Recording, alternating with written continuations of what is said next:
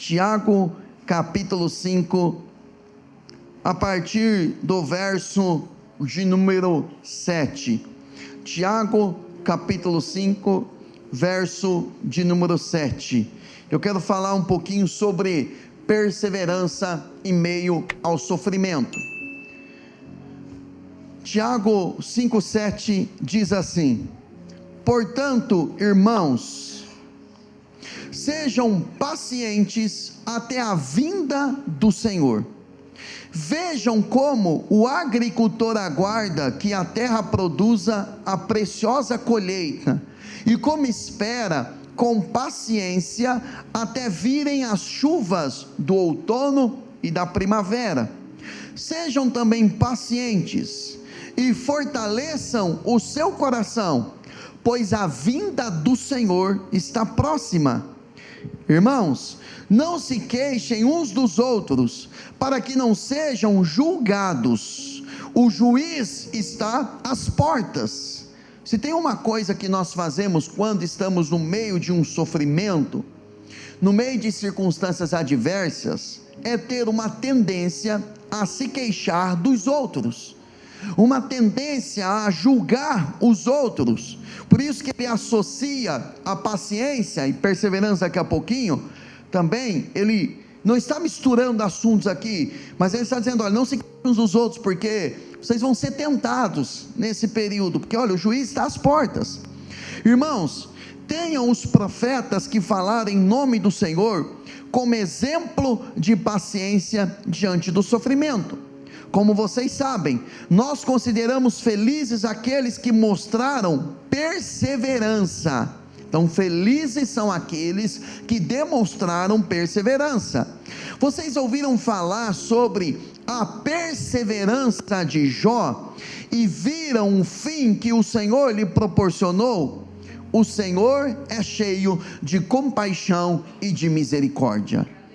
Meus irmãos, Tiago está falando aqui para a igreja, mais diretamente a igreja de Jerusalém. Tiago era um pastor, líder da igreja de Jerusalém na ocasião, e ele escreve essa carta para discipular, para orientar, para ensinar aquela igreja, para ensinar aqueles irmãos que estavam enfrentando um tempo de adversidade. É como se ele tivesse dito o seguinte: olha, o fato de vocês crerem em Jesus, o fato de vocês terem uma fé em Jesus, não significa que vocês estão imunizados de sofrimento, de adversidade, de dificuldades. A fé que vocês têm no Senhor, ela vai os habilitar a enfrentar com maestria todo esse tempo de adversidade e de dificuldade. Agora, ele vai pontuando a nós aqui como nós devemos agir. Ele usa duas palavras aqui. A primeira palavra que chama atenção é a palavra paciência. E quando você entende o que é paciência, por exemplo, você compreende ainda de forma mais perfeita o que é que ele estava dizendo a respeito de todo esse contexto. Paciência é a capacidade de você suportar provação, é a capacidade de você não agir em raiva, de não você agir ou falar fora do tempo, é você não ser uma pessoa reativa, ou trocando em miúdos, aquele toma lá dá cá. Essa pessoa que não tem paciência, ela dificilmente vai sair de uma provação, porque quando ela age dessa forma, ela vai se embaraçando cada vez mais. E Tiago está dizendo: olha, vocês precisam ser pacientes. Até quando? Até a vinda do Senhor. E ele pontua que a vinda do Senhor está próxima. Então ele está dizendo: vocês precisam ter essa capacidade para suportar provações, essa capacidade para suportar dificuldades e adversidades, porque isso vai suceder a vocês até a vinda do Senhor. E depois mais abaixo ele vai pontuar: a vinda do Senhor, ela está próxima. Amados, a volta de Jesus nunca esteve tão próxima do que nesses dias.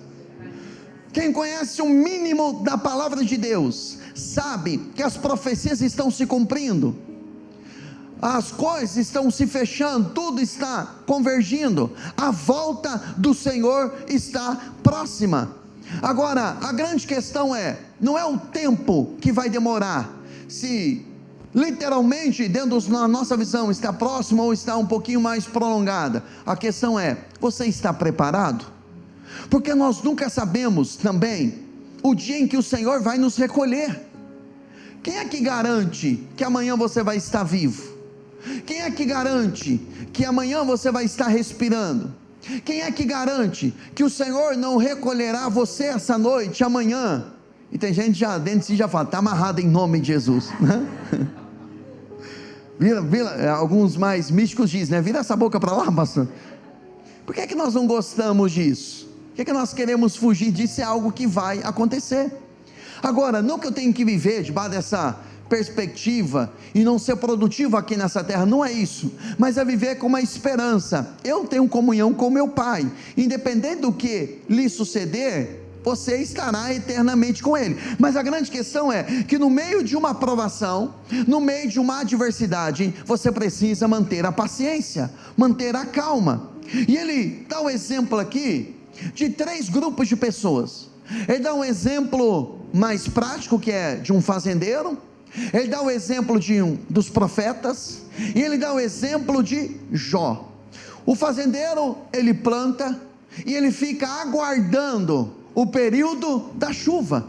Essa fase que estamos vivendo, por exemplo, quantas pessoas não estão clamando por uma chuva? Hoje mesmo no culto da manhã, eu falei, irmão, vamos orar para que Deus envie chuva, para limpar esse céu, para limpar o nosso ar, limpar a nossa nação inteira, que está em alguns países, circunvizinhos aqui, que estão sofrendo com isso, porque é algo que o homem não pode fazer. O homem mais entendido, o homem mais rico, bilionário, que tem o maior maquinário, a maior inteligência, ninguém pode fazer isso. São coisas que só Deus pode fazer, e precisamos confiar nele. Então o agricultor, ele planta, e ele tem que ficar aguardando a chuva, e ele fica nessa expectativa, e ele tem que aguardar com perseverança. Ele não pode lançar a semente um dia e no outro dia mandar os seus funcionários, arranca toda essa semente que vai demorar para chover, eu acho. Não, ele tem que plantar, ele tem que ficar na expectativa. Ele dá o exemplo dos profetas, que falaram em nome do Senhor, foram perseguidos, foram martirizados, sofreram, mas eles não negaram o nome do Senhor. E ele dá o exemplo também de Jó. E ele não fala apenas da paciência, a capacidade de suportar provações e manter a calma, mas ele fala sobre a perseverança de Jó, mesmo em tempos de adversidade. Quando olhamos para a vida de Jó, por exemplo, nós podemos observar que Jó, ele sofreu tudo quanto é tipo de angústias que um homem pode sofrer na terra, mas ele não perdeu a sua fé no Senhor. Ele continua confiando, acreditando que o Senhor se levantaria, que o Senhor faria aquilo que ele poderia fazer. Ele mantém a sua confiança. Então ele está usando esses exemplos aqui. Daqui a pouco eu vou pontuar um pouquinho mais sobre Jó, e ele está dizendo o seguinte: olha, vocês precisam ter essa mesma capacidade de perseverar. A perseverança, ela nos leva a uma confiança. A perseverança, ela só pode ser exercida no meio de uma tribulação. Então Deus às vezes permite, na sua soberania, na sua grandeza, algumas tribulações para gerar em nós um caráter perseverante. Ninguém pode dizer que foi perseverante na vida se essa pessoa não enfrentou uma dificuldade, se essa pessoa não enfrentou uma adversidade. Nós, como pais, muitas vezes nós queremos poupar os nossos filhos de alguns sofrimentos, nós queremos poupar eles de algumas dificuldades, e queremos facilitar, porque na nossa cabeça nós achamos que nós estamos fazendo um bem.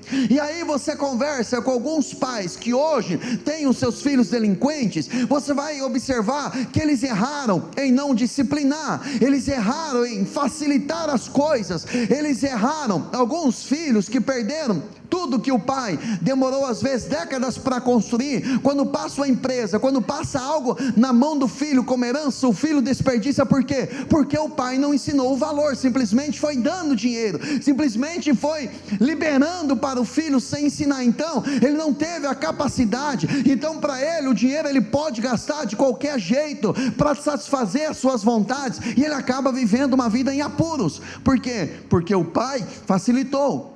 Então nós precisamos olhar para dentro desse texto e observar a necessidade que temos às vezes de algumas tribulações. A tribulação muitas vezes ela nos traz uma angústia, e nós não queremos passar por ela, e é algo que enquanto nós estamos dentro dela, nós não vemos a hora de sair. Mas depois que nós saímos e passamos um tempo, nós olhamos para trás e falamos: graças a Deus por aquela tribulação, porque aquela tribulação me forjou, aquela tribulação me fez forte, aquela tribulação me fez ainda mais confiante no meu Pai. E a perseverança, ela gera um caráter aprovado, porque no meio de uma tribulação, o que vai determinar uma consistência de alguém é o seu caráter. Porque uma pessoa que ela tem o seu caráter danificado, ela negocia valores, ela negocia princípios, ela negocia a sua fé no momento do aperto, no momento da dificuldade, no momento em que ela está enfrentando uma dificuldade, enfrentando um problema, o caráter dela vem à tona. O nosso caráter não é provado quando tudo vai bem, o nosso caráter ele é provado quando tudo vai mal. Quando o casamento não está bem, é que o seu caráter vai se revelar, se é um caráter adúltero ou é um caráter de princípios. Na hora da dificuldade, a forma como você lidar com o dinheiro é que vai determinar se o dinheiro é o seu Deus ou se o dinheiro é o seu servo. É no momento de adversidade que você vai conhecer os seus amigos, é na hora da adversidade que você vai se conhecer também, que vai revelar a sua generosidade, ou vai se revelar que você é uma pessoa mesquinha. É em tempos de crise. Então Tiago está orientando a igreja: olha, vocês precisam ser perseverantes. E ao olhar para Jó, por exemplo, nós podemos ver o que é uma pessoa perseverante. Quem era Jó? Aos olhos de Deus, Jó era um homem íntegro, um homem reto, que temia Deus e se desviava do mal. Quem deu esse testemunho foi o próprio Deus, porque Deus não estava pensando que Jó tinha isso. Deus não pensa, Ele dá um diagnóstico. Jó é exatamente isso.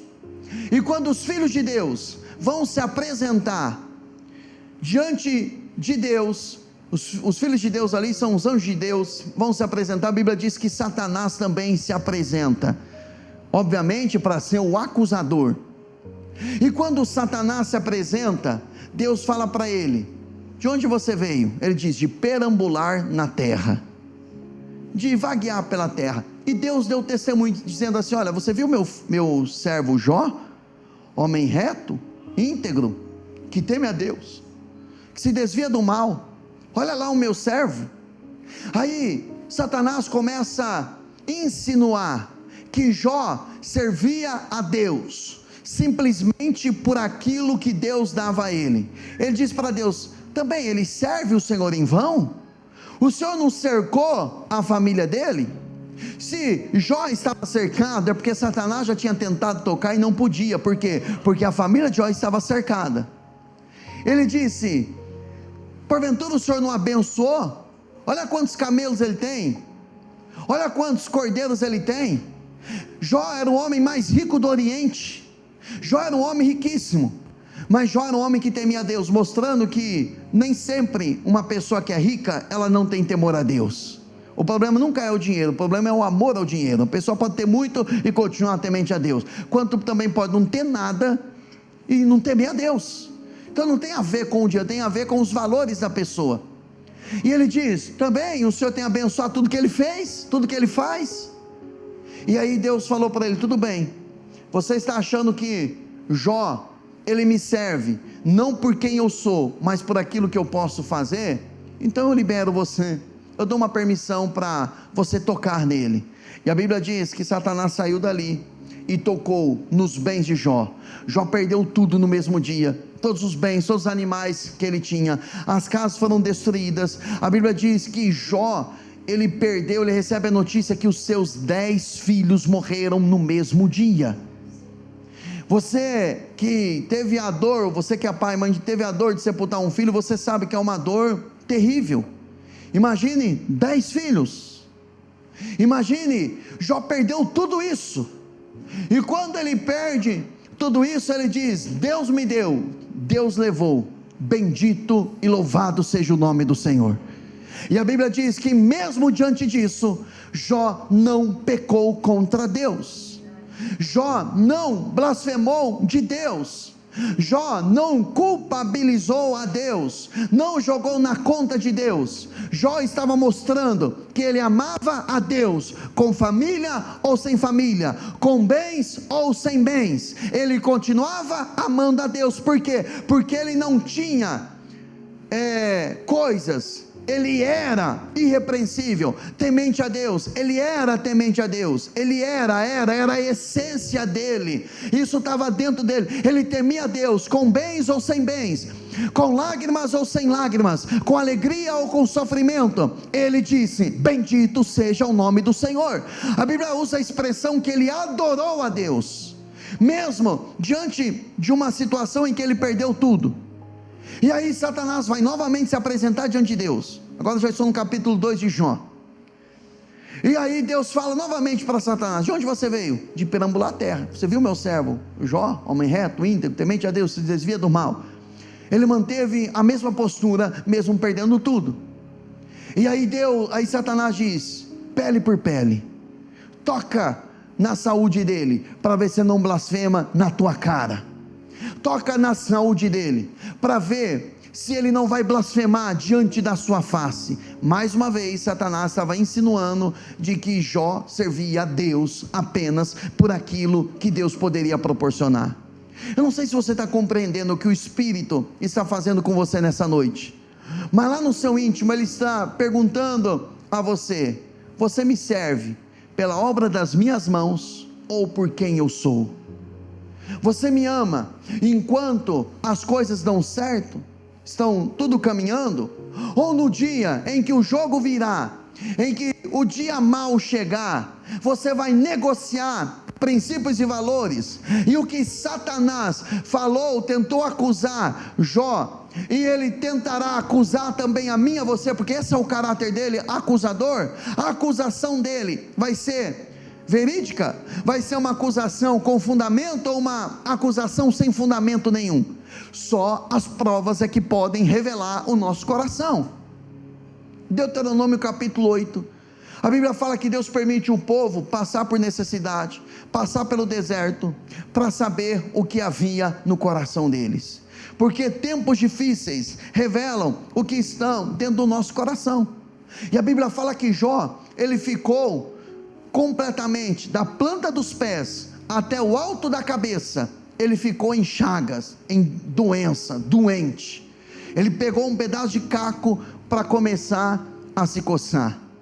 Jó foi provado em muitas esferas do homem. Jó foi provado nas suas finanças, ele perdeu finanças. Jó perdeu família.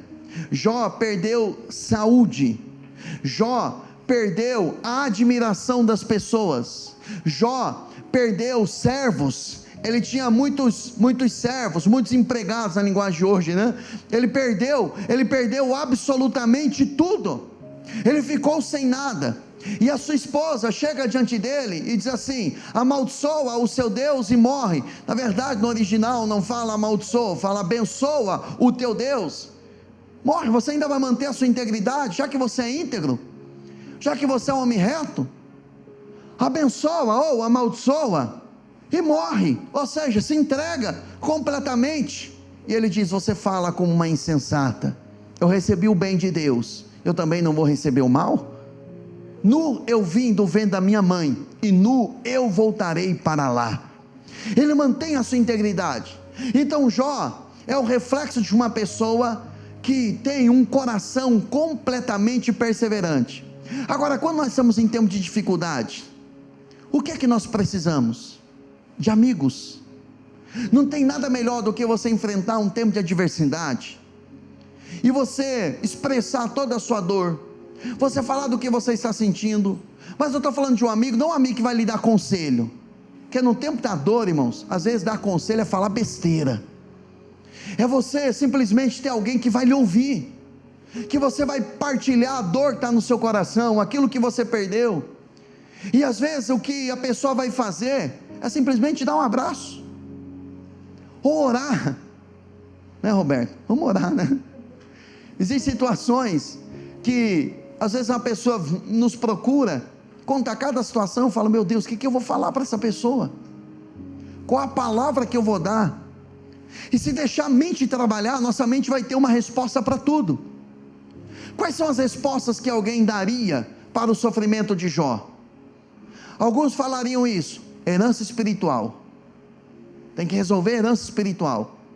Outros diriam, é brecha, pecado. Outro grupo de crente diria, é uma retaliação do diabo, você está fazendo tudo certinho, o diabo está se levantando contra você. O outro diria o seguinte: situações da vida, vida de crente é assim mesmo, os mais catastróficos, vida de crente é assim mesmo, é só sofrimento, glória é só no céu. Irmão, cada um falaria uma coisa, cada um teria uma tese. Irmãos, quando você não tiver uma palavra específica do Espírito, a melhor coisa que você pode fazer é se calar.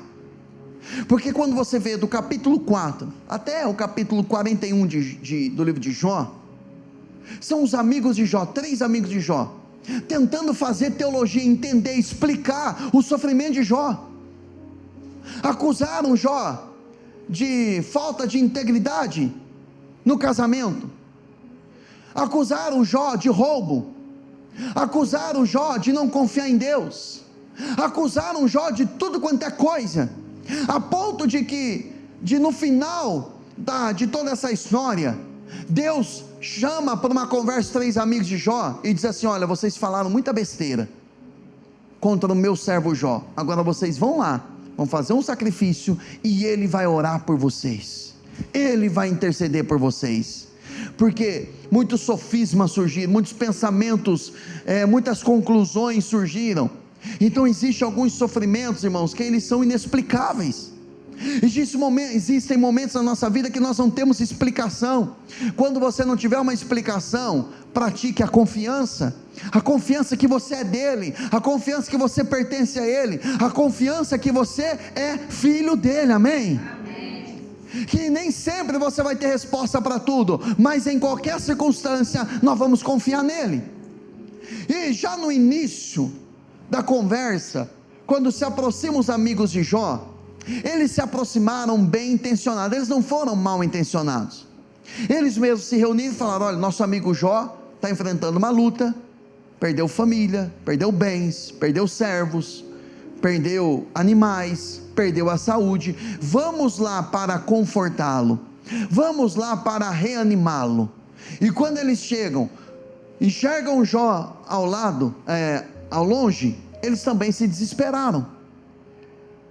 O cheiro de Jó, aquilo que eles estavam enxergando em Jó, era um homem irreconhecível, doente, esquelético, sofrimento na face, um homem que não tinha mais aparência nenhuma, tamanho sofrimento que ele estava passando. E até os seus amigos começaram a pensar de outra maneira. A princípio era para confortar. Agora, no capítulo 4, vamos lá, Jó capítulo 4, livro de Jó capítulo 4, verso 1. A primeira conversa aqui vem de um amigo chamado Elifaz. Fica imaginando o Elifaz após ele ouvir as lamentações de Jó. Porque, irmãos, você enfrentar lutas, você fazer alguns questionamentos, você sofrer alguns colapsos, isso é normal, você é ser humano, amém, irmãos? Não adianta passar por uma situação e dizer: não, eu não questiono a Deus, não. Questiona sim. Eu não quero saber, não quer saber sim. Não, eu tô de boa. Tá de boa nada, por dentro você está sangrando. Às vezes a pessoa ela quer por aparência. Eu não estou dizendo que você vai se abrir com todo mundo, não é isso. Você precisa ter as pessoas certas. Então Jó, ele amaldiçoou, ele tem vários questionamentos. E aí o seu amigo Elifaz chega diante dele e diz o seguinte: então respondeu Elifaz de Temã: se alguém se aventurar a dizer-lhe uma palavra, você ficará impaciente? Pensando uma coisa que nos irrita, é quando estamos enfrentando uma luta e vem alguém tentar mostrar o porquê que nós estamos enfrentando essa luta, sem a pessoa saber. Não, acho que ele está passando por isso, por causa disso. Se você perceber no capítulo 4, irmãos, até visão de vulto esse camarada teve. Ele viu até demônio, teve até uma experiência sobrenatural para tentar explicar ou exemplificar o sofrimento de Jó. Fosse nos dias de hoje, tinha alguém vindo com uma palavra profética dizendo: olha, eu vi um demônio agindo por trás disso, eu vi um espírito maligno ali, ó. E até arrepia, porque esse homem aqui arrepiou também. Mas era tudo fruto da mente dele, da cabeça dele, tentando exemplificar ou tentando trazer uma palavra para Jó. Só que o próprio Deus havia testificado de que Jó era um homem reto, íntegro, temente a Deus, se desviava do mal. Bom, já vi muita gente tentando dizer: não, é porque Jó tinha medo. A Bíblia diz que o Jó, ele fala: não, o que eu mais temia me sobreveio. Então ele tinha medo, e porque ele tinha medo, então aconteceu tudo isso com ele. Irmão, então nós éramos as pessoas mais desgraçadas da vida. Vai dizer que você não tem medo? Você nunca teve medo do amanhã, do futuro? Todos nós enfrentamos, temos os nossos medos. Então, se isso fosse uma lei determinante, fosse um determinismo, então todos nós estávamos enrolados. Mas aí cada um cria a sua tese. Mas ele diz: se alguém se aventurar a dizer-lhe uma palavra, você ficará impaciente? E aí ele mesmo diz, né? Mas quem pode refrear as palavras? Ou seja, se eu falar alguma coisa, eu sei que você vai ficar impaciente, mas como eu vou ficar calado vendo o seu sofrimento? Sabe aquilo dentro de você, fica queimando dentro de você para você falar algo para alguém? Isso não é o Espírito Santo, isso é a sua carne. É a sua carne querendo dar uma resposta. É você querendo ser o sabichão, sendo o dono da verdade. Eu sei que às vezes, lógico que vem palavra profética, palavra inspirada pelo Espírito, mas o crente, ele tem a mania, o costume de tudo que ele sente, ele acha que é Deus que está falando. Não, é Deus que está mandando eu dizer, é Deus que está mandando isso, é Deus que está me falando aquilo, é Deus que está dizendo: não come essa paçoquinha, é Deus que está dizendo: olha, vira à esquerda, vira à direita, oh, não come isso, não come aquilo. Então a pessoa começa o fruto da cabeça dela, e ela tem a tendência a espiritualizar. Mas eu estou fazendo algo com você literalmente, propositalmente, intencionalmente, a você observar que aquilo que você fala tem que ter respaldo pela palavra de Deus, e buscar uma sensibilidade à voz do Espírito. Aí ele diz assim, ó, pense bem: você ensinou a tantos, fortaleceu mãos fracas, suas palavras davam firmeza aos que tropeçavam, você fortaleceu joelhos o quê? Vacilantes. Ele está dando testemunho de quem Jó era. Olha a posição de Jó. Ele diz o seguinte: olha, você ensinou a tantos. Jó não era apenas um homem rico, que usava da sua riqueza para se abster-se de ter tempo para as pessoas. Jó era alguém que ensinava as pessoas. Sabe, coisas Deus colocou em você, sabedoria Deus colocou a você, para você ensinar outros também. Não guarde para você mesmo aquilo que você aprendeu de Deus. Partilhe com outros, ensine outros, posicione outros, aponte o caminho para outros. Lógico, se a pessoa tiver um coração ensinável. Jó era alguém que fortaleceu mãos fracas. Mãos falam de obra, mãos falam de vocação, mãos falam de habilidade. Jó era alguém que fortaleceu as mãos, significa que fortaleceu aqueles que estavam pensando em abandonar a vocação pela qual foram chamados. Jesus, ele fala de um homem, a Bíblia fala de um homem que Jesus curou, que ele tinha uma das mãos ressequida.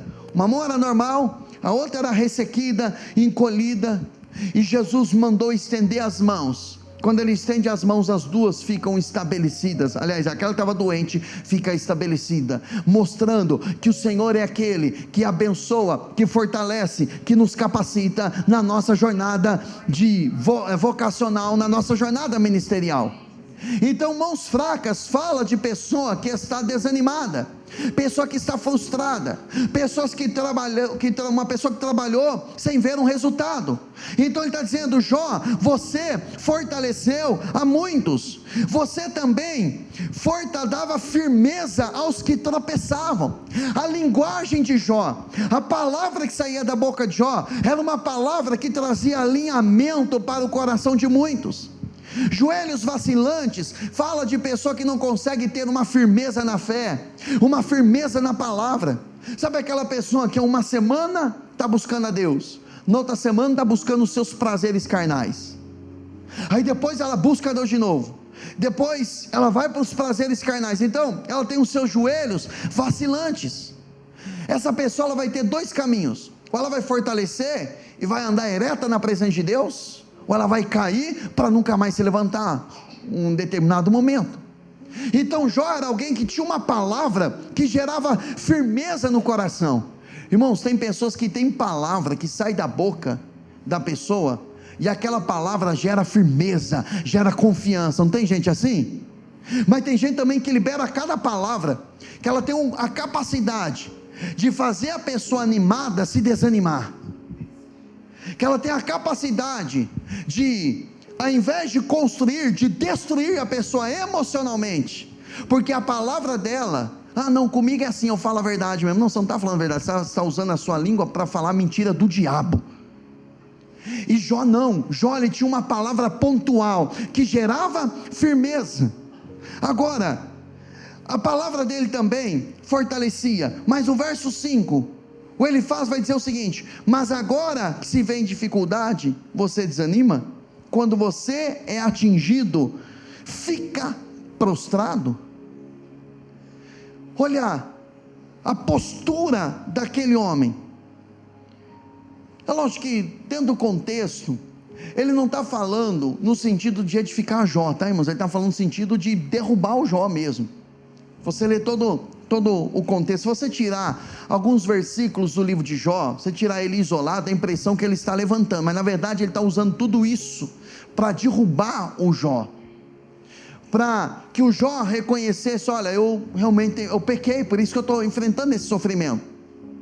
Eu pequei porque eu estou sofrendo porque eu pequei, eu fiz muita coisa errada. Irmão, tem pessoas que elas querem não nos ajudar, elas querem ouvir a confissão da nossa boca, e só isso. Não é para nos ajudar, é para saciar a curiosidade delas, ou para dizer: está vendo? O que eu pensei era verdade, fulano me enganava, fulano era isso, fulano era aquilo, só para satisfazer o desejo na carne da pessoa. Não é discernimento. Então Jó, ele estava sendo atacado em tudo isso, ele estava prostrado por tamanha dor que ele estava enfrentando. Não é que ele estava prostrado em relação à fé dele. Jó não se prostrou em relação à sua fé. Jó estava doente, Jó estava enfrentando lutas emocionais. Jó mantinha a sua confiança em Deus. Você enfrentar lutas emocionais, você enfrentar algumas dores que aparentemente geram um desânimo no seu coração, não significa necessariamente que você perdeu a fé em Deus. Não dê ouvidos aos seus sentimentos, dê ouvido ao seu entendimento da palavra.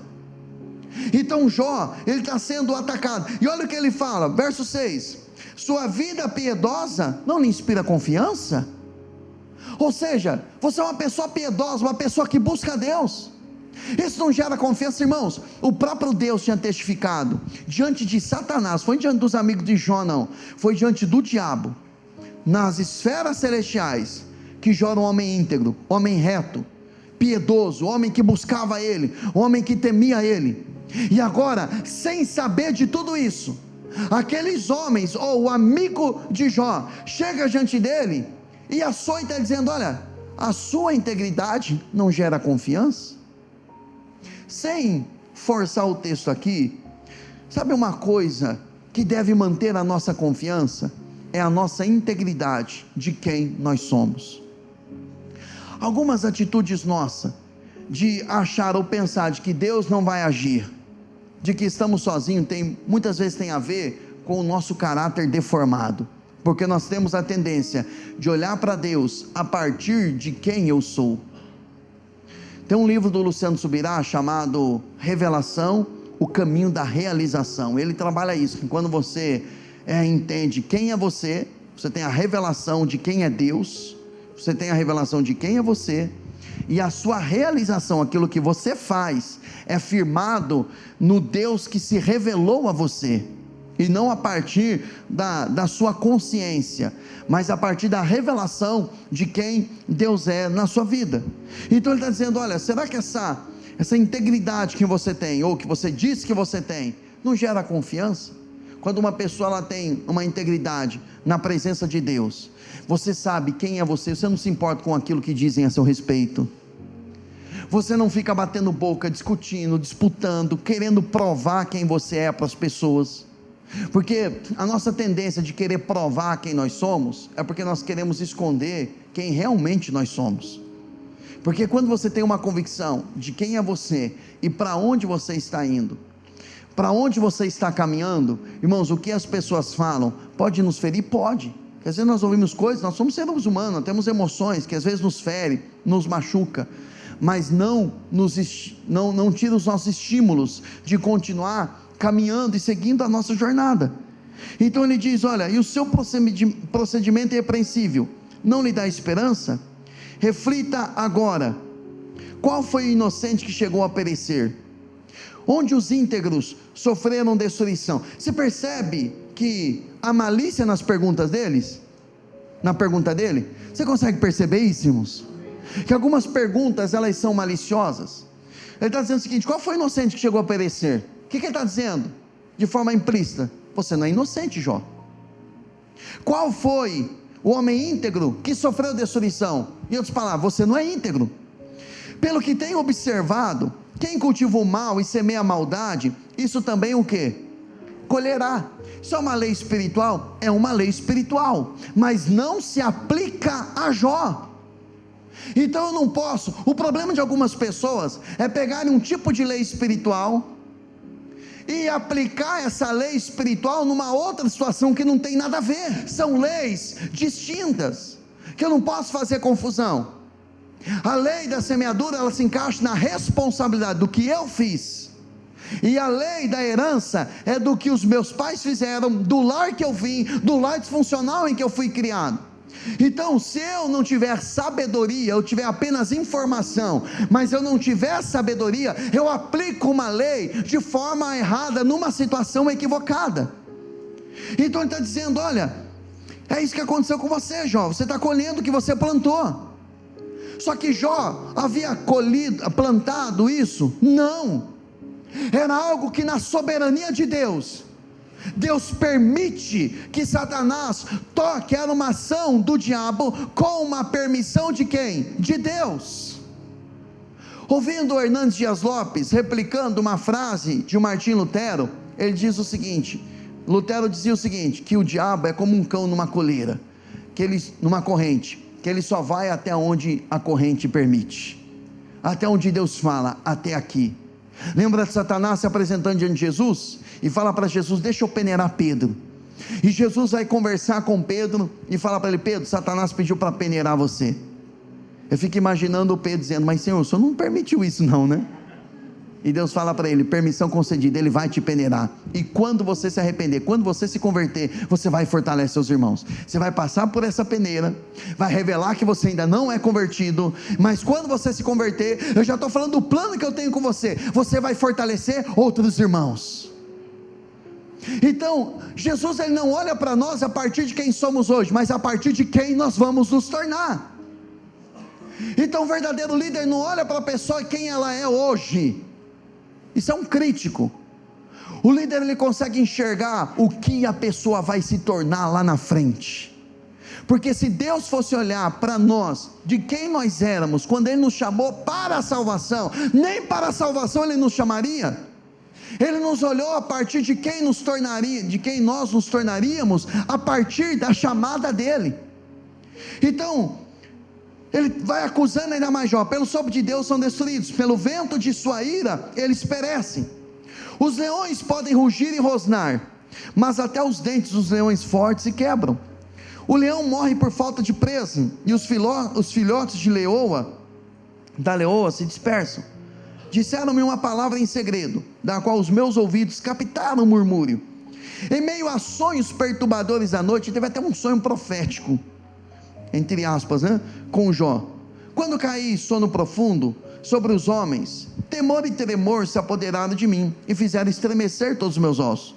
Um espírito roçou o meu rosto, e os pelos do meu corpo se arrepiaram. Ele parou, mas não pude identificá-lo. Um vulto se pôs diante dos meus olhos, e ouvi uma voz suave que dizia: poderá algum mortal ser mais justo que Deus? Poderá algum homem ser mais puro que o seu Criador? Se Deus não confia em seus servos, se vê erro em seus anjos e os acusa, quanto mais nos que moram em casas de barro, cujos alicerces estão no pó, são mais facilmente esmagados que uma traça. Entre o alvorecer e o crepúsculo são despedaçados, perecem para sempre, sem ao menos serem notados. Não é certo que as cordas de suas tendas são arrancadas e eles morrem sem sabedoria? Então, se você perceber, toda essa conversa aqui gira em torno de uma acusação a Jó. Até um vulto ele viu, até o mundo espiritual ele enxergou, e depois lá no final Deus vai tratar com Elifaz e manda ele pedir oração para Jó, porque tudo que ele falou não era certo. Irmãos, quando você está enfrentando uma luta grande, Satanás vai fazer de tudo para gerar desânimo no seu coração. Ele vai movimentar, ele vai ludibriar até algumas pessoas com falsas visões, falsas profecias, falsos discursos, falsas ideologias, pensamentos, achismos, experiências próprias. Mas você precisa ouvir a voz de Deus. Você precisa ouvir a voz de Deus. Você precisa ter consciência de quem você é em Cristo. Em tempos de dificuldade, eu poderia trilhar a você aqui várias profecias de homens de Deus que liberaram sobre a minha vida, que se eu tivesse ouvido eu tinha me lascado. Quando estávamos em crise na igreja aqui, uma pessoa que eu admiro muito, respeito muito, disse para mim: pastor Bruno, eu estava orando e Deus me deu uma palavra que é para você tirar a igreja de onde você está e levar para uma outra região. Ah, irmão, se eu tivesse ouvido. Só que dentro de mim, por isso que é importante você ter a sua identidade definida, você saber quem é você em Cristo, porque dentro de mim, aquilo arranhava no meu espírito e falava: não, o lugar é aqui, Deus apontou o caminho para mim aqui, eu não vou sair daqui, eu não vou. Eu lembro de uma ocasião que uma pessoa disse para mim assim: pastor, Deus mostrou um anjo, e eu vi um anjo com uma marreta, olha que loucura, que ele está destruindo. Preste atenção nisso, irmãos, olha como funciona uma manipulação profética. E ele está destruindo tudo que está à sua volta, vai refazer novamente. Irmão, que loucura. Eram coisas íntimas, lutas que eu estava enfrentando. Irmão, se eu acreditasse, nem com a minha família não estaria mais hoje, se eu fosse dar ouvidos, eu não estaria mais aqui hoje. Então, movimento profético sem a palavra é para gente carente, que não sabe ler a Bíblia e não sabe ter discernimento para ouvir a voz do Espírito. Aí fica procurando oração para gente que diz: ah, eu vi um vulto, ó, tem um espírito ali, tem um espírito lá. E às vezes a pessoa está atrás do seu dinheiro, está atrás da sua posição, está atrás do seu coração. E perdão pela expressão, irmãos, porque às vezes a pessoa é um trouxa, que ele gosta de ouvir isso. Parece que tem gente que gosta de ser manipulado, que não lê a Bíblia, não lê a palavra. Meu irmão, você precisa entender quem é você em Cristo. Quem é o diabo para tocar em você? Quem é o diabo para se mover alguma coisa? Aí aparece uma pessoa: não, mas é que eu não gosto mais do meu marido, eu não gosto mais da minha esposa. Eu não gosto mais da minha família, eu acho que eu casei errado. E começa, isso chama sofisma. Sabe o que é sofisma? Pensamento que tem lógica, é um pensamento lógico. Se você ir olhando, parece que são peças que vão encaixando, um quebra-cabeça, mas é um sofisma maligno na mente da pessoa. Então você precisa tomar cuidado e ouvir a voz de Deus. Fala para o seu irmão, e você é filho, você pode ouvir a voz de Deus. Você sabia que Ele fala? Pergunta para o seu irmão, você sabia que Deus fala? Você sabia que Ele fala? Quem tem mais de um filho? Por exemplo, eu tenho João Miguel, Estela e Melissa. A Estela não precisa falar com o João Miguel para falar comigo, e aí eu falo para o João Miguel, e o João Miguel fala para a Estela. É ligação direta. Os três falam comigo e eu falo com os três, diretamente. Eu não sei se você pegou, mas você pode falar direto com ele, e ele pode falar direto com você. Amém, amados? Amém. E quando ele precisar de uma palavra profética, meu irmão, ele vai mover pessoas de onde você nem imagina. Eu lembro quando nós estávamos iniciando aqui. Vocês conhecem o pastor Juscelio do Mevan? Alguém já ouviu falar do pastor Juscelio? Nós estávamos iniciando aqui o ministério, fomos para Campinas, e estávamos num galpão, eu calculo, tinha uns 2.000 pastores, um café de pastores. Eu nunca tinha visto ele pessoalmente, ouvido falar, mas era mais Luiz Hermínio. Irmãos, aquele homem, o pastor Renato falou, o pastor Juscelio lá, para mim era tudo novidade. Quando eu olhei, aquele homem estava num galpão, mais de 2.000 pessoas, ele saiu de lá, e ele veio direto, onde eu estava o pastor Renato, estava o Jonathan, irmão do pastor Vinícius, estava o Carlos Tocha lá da sede, Tocha mesmo, né? Tinha mais outro irmão que eu não lembro, acho que o Mateus estava do lado, não lembro quem mais. Aí ele chegou e colocou a mão nos meus ombros e começou a liberar uma palavra sobre a minha vida. Disse: você saiu de um ambiente, você está indo para outro, Deus tirou você do ambiente de religiosidade, está colocando você no novo tempo, Ele vai trazer família, e começou a ministrar um monte de palavra no meu espírito, que tinha a ver com aquilo que Deus tinha falado ao meu coração, com aquilo que Ele estava fazendo.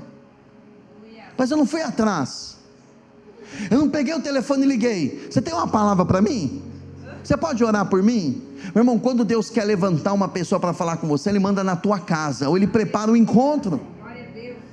E geralmente são pessoas que não têm intimidade com você, porque pessoas que têm intimidade, elas vão criar coisas na cabeça para tentar ludibriar você. Porque às vezes, irmão, para ser sincero, às vezes a pessoa te dá uma palavra que massageia o seu ego, e Deus está querendo pegar você. E a pessoa que tem intimidade com você, ela vai massagear o teu ego. Deus está feliz com você, está nada, Ele quer matar o caboclo, que está fora da palavra. Com isso, eu não estou falando para você ter uma paranoia e ficar andando aí, caça falsos profetas, mas não gaste tempo com isso não, mas gaste tempo indo para a presença dEle, falando: Pai, o que é que o Senhor tem para a minha vida? O que é que o Senhor tem comigo? E existe alguns tipos de sofrimento, meu irmão, que nós não temos resposta. Não adianta você buscar resposta no homem, busque respostas em Deus. Tem coisas que nós não entendemos. Quando Jó chega no final dessa situação, no capítulo 42, ele fala: eu sei que tudo podes, que nenhum dos teus planos podem ser impedido. Antes eu te conhecia apenas de ouvir falar, mas hoje, agora, os meus olhos te veem. Por isso eu me arrependo, me abomino e me arrependo no pó e na cinza. Quanto mais o homem chega perto de Deus, mais ele se arrepende. Eu nunca esqueci de uma mensagem que eu ouvi do pastor Hernandes Dias Lopes. Ele fala que o arrependimento não tem a ver com a quantidade de pecados que uma pessoa cometeu, mas da proximidade dela com Deus. Você já viu aquela pessoa que faz um monte de besteira e ela não se arrepende? Ela ainda dá desculpa: não, eu fiz isso, mas por causa disso, mas também minha mulher é assim, por isso que eu arrumei outra. Não, meu marido é assim, por isso que eu arrumei outro. Não, é desse jeito, é por causa disso. Não, eu não vou mais na igreja porque eu tive um pastor que era um bandido, que eu vi que o fulano enganou, agora ninguém mais me engana. Então a pessoa, ela vai dando desculpas, ela vai enchendo a vida dela de argumentos, quando na verdade é a ausência da presença de Deus. Porque todo homem que se aproxima de Deus, ele se arrepende. Todo homem que se aproxima de Deus, ele se torna mais humilde, mais dependente de Deus, ele tem o seu caráter alterado. Todo homem que se aproxima de Deus, ele literalmente, ele reconhece que ele não é nada sem Deus. Quanto mais distante de Deus, mais soberbo, mais orgulhoso o homem se torna, mais cheio de si ele se torna. Mas quanto mais próximo, olha Isaías, quando ele viu o Senhor assentado no alto sublime trono: ai de mim que vou perecendo, sou um homem de lábios impuros. Quem sou eu? Quem sou eu para que me escolhas? Quem sou eu para que me envies? Quem sou eu para libertar essa nação? Quem sou eu para libertar, o Gideão falou, para libertar Israel da mão dos midianitas? Quem sou eu? Quando a pessoa se aproxima de Deus, ela se depara com a sua fragilidade, com as suas fraquezas, mas aí ela ouve do próprio Deus dizendo: diga o fraco, eu sou forte. Ele reconhece que você é fraco, mas é Ele que vai dizer que você é forte, e você vai apenas confirmar, ou testemunhar, ou confessar, ou anunciar o que Ele disse. Mas não diga que você é forte como fruto da sua cabeça, que você vai se lascar. Diga apenas o que Ele falar ao seu espírito, porque se você ouvir a voz dEle, irmão, o segredo de tudo isso é ouvir a voz de Deus. Eu não sei se você tem entendido tudo que o Espírito Santo vem construindo nos últimos domingos, falando sobre meditar na palavra, falamos sobre batalhar guerrear em oração, falamos no domingo passado sobre, quem lembra? Vocês não lembram não? Nem eu, irmãos. Vocês não lembram? Hã? Guerrear em oração. Não, mas o domingo passado foi uma outra, não foi? Me ajude aí para não passar vergonha, né, Roberto? Foi junto, né? Meditar sobre perseverança hoje. Fugiu agora o terceiro. Meditar e guerrear em oração. E hoje o perseverar. Não teve o terceiro não? Dos princípios, né? Dos princípios. E hoje a perseverança. Então você vai construindo tudo isso que você vem ouvindo da parte de Deus e vai colocando em prática, porque a palavra de Deus sim, ela muda a sua vida. Eu não tenho o poder de mudar a sua vida, nenhuma pessoa tem o poder de mudar a sua vida, mas a palavra sim, se você ouvir a voz dele, ela muda você completamente. Amém?